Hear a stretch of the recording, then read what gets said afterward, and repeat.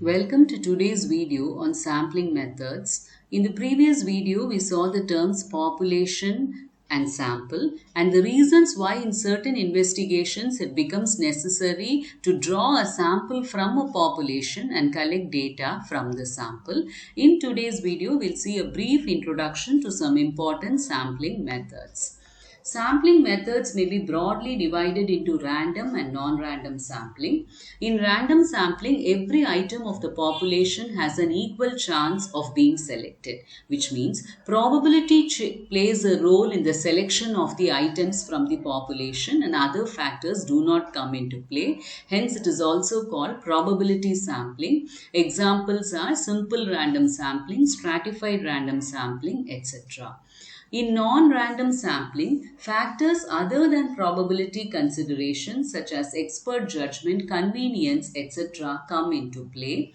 Examples are judgment sampling, convenience sampling, etc. We will begin with some random sampling methods.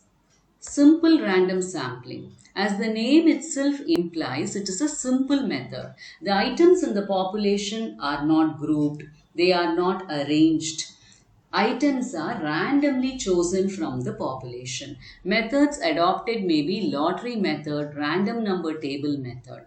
In lottery method, as we are all familiar, slips are made for each individual item of the population and the slips are mixed. Later, slips are chosen randomly just like it is done in a lottery and the items corresponding to the slips chosen will constitute the sample.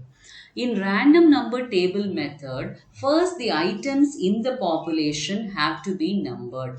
Then we have to choose a suitable standard table of random numbers and the numbers have to be chosen either vertically, horizontally or diagonally.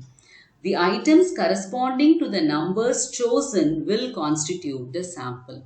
Simple random sampling is easy when the population size is manageable, but when the population size is big, this method becomes cumbersome. The next method is stratified random sampling. As the name implies, the items in the population are grouped into strata or subgroups. Then, equal number of items are chosen randomly from these subgroups. So, we ensure that there is equal representation of all the subgroups. This is at times necessary. Suppose we are doing a study with different ethnic groups and we want all of them to equally be represented in our sample. Here, if we divide them into subgroups based on their ethnicity and then choose equal number of items randomly from these subgroups, we can ensure representation. But if we do a simple random sampling, then you may get more representation from a particular ethnic group and lesser from another. So this method is suitable for certain investigations when we are dividing as the picture shows the strata or subgroups are homogeneous. The next method is cluster sampling. In cluster sampling, small clusters are formed. For example, if we have a population which is large and spread out geographically, we can make small clusters or subgroups. Then the clusters are chosen randomly. The chosen clusters will become the sample. If it is single stage cluster sampling, all the items of the chosen clusters will constitute our sample. This is different from stratified random sampling as it is evident from this picture. In stratified random sampling, the strata or subgroup has to be homogeneous, whereas here the formation of clusters is not based on any factor that contributes to homogeneity. So you can have a varied items also in the clusters. Next is systematic random sampling. In systematic random sampling, the items in the population are arranged in some spatial or temporal order. Like you may have persons listed alphabetically or you may have plants growing in rows in a field. After this is done, a pattern of selection is chosen at random. It may be like we choose odd numbers or we choose even numbers, multiples of 2, multiples of 5, etc. In this particular example, here we choose randomly one method where we choose multiples of 3. So, this is also referred to as quasi-random sampling. Now 3, 6 and 9 constitutes our sample. In this method, we have to ensure that no hidden trait is interacting with the process of selection. Let us explain with an example. In this case, suppose we have 3 plants per row. And if we have 3, 6 and 9 as a sample, it is always the plants which are at one end which have constituted our sample. Choosing this method, we have to ensure that there is no hidden interaction between some periodic trait and the process of selection.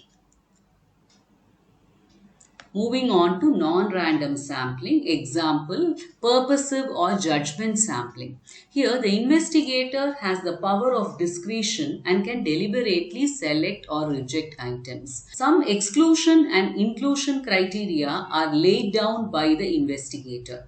Inclusion criteria are factors which can enable an item to form the sample to be a part of the sample, whereas exclusion criteria prevent an item from being a part of the sample. Suppose we are doing a study for the bioavailability of a drug, first stage clinical trial where we work with healthy human volunteers. Then subjects with liver disease or kidney disease will be excluded from the study. Similarly, suppose we want to do a particular research on people with normal weights, then underweight people and obese people may not be chosen for the study. This is called as deliberate sampling method. The main aim is to eliminate any anticipated source of distortion. The next one is quota sampling. So we set up quotas for age, gender, etc. But again, the selection of the sample is left to the judgment of the investigator. So it is classified under non-random sampling. The next one is convenience sampling. As the name itself implies, it is for convenience either with regard to place, time or availability of resources. It is also referred to as chunk sampling. For example, we may be carrying out a study with animals in a particular farm that is located nearby, or we may be carrying out some research with people who are attending a particular clinic. This is suitable for pilot testing. The choice of sampling method depends on the investigation and the discretion of the investigator. Whatever be the sampling method chosen, it has to be ensured that the sample is a good representation of the population. Thank you.